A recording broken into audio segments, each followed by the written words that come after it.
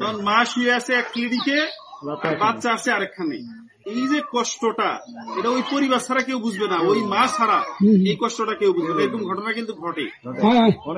এই জন্য আমরা নিয়ত করছি একটা মা শিশু হাসপাতাল করব। এটা কিভাবে করব? ধরেন এই বছর ওয়াদা দিলাম যে আপনাদেরকে যদি আমি এমপি হই একটা মা শিশু হাসপাতাল করে দেব।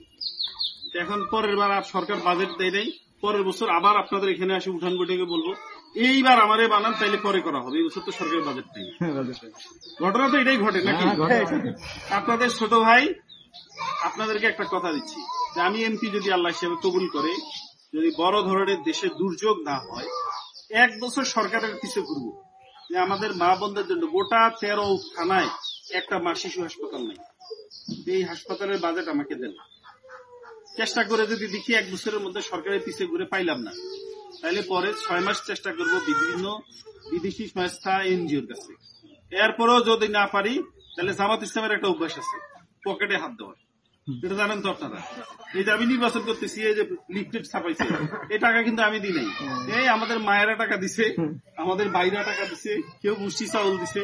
এইভাবেই তো আমাদের সংগঠন চলে নাকি? আমরা অন্য দলের মতো না তো।